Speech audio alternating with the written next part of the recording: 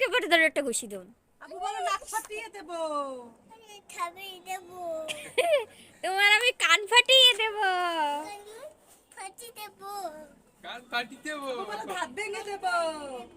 আপু বলো টুথ ভেঙে দেব। ওইটা ওই রকমই করো কেন আজওয়ার?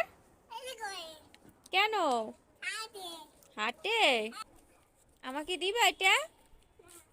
ওটার নাম কি?